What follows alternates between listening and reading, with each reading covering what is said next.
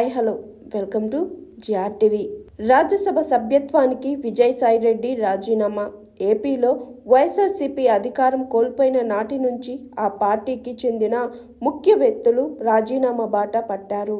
జగన్కు అత్యంత నమ్మకస్తుల్లో ఒకరైన వైసీపీ సీనియర్ నాయకులు రాజ్యసభ సభ్యుడు విజయసాయిరెడ్డి తన పదవికి రాజీనామా చేశారు.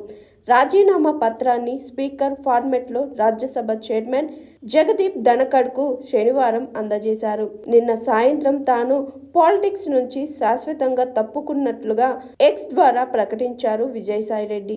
ఇది పూర్తిగా తన వ్యక్తిగత నిర్ణయమని తెలిపారు.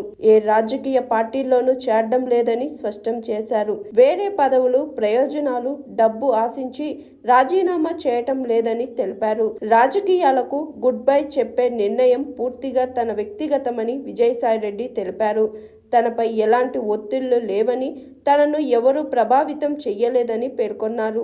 4 దశాబ్దాలుగా 3 తరాలుగా నన్ను నమ్మి ఆదరించిన వైఎస్ కుటుంబానికి రుణపడి ఉంటానని అన్నారు. 2 సార్లు రాజ్యసభ సభ్యుడిగా అవకాశం ఇచ్చిన జగన్కు, తనను ఇంతటి ఉన్నత స్థాయికి తీసుకెళ్లిన భారతమ్మకు సదా కృతజ్ఞుడిని అని తెలిపారు. జగన్కి మంచి జరగాలని కోరుకుంటున్నానని ఆకాంక్షించారు. పార్లమెంటరీ పార్టీ నాయకుడిగా, రాజ్యసభలో ఫ్లోర్ లీడర్గా, పార్టీ జాతీయ ప్రధాన కార్యదర్శిగా రాష్ట్ర ప్రయోజనాల కోసం చిత్తశుద్ధితో, శక్తి వంచన లేకుండా కృషి చేశానని విజయసాయిరెడ్డి తెలిపారు. కేంద్రానికి, రాష్ట్రానికి మధ్య వారధిలా పనిచేశానని పేర్కొన్నారు.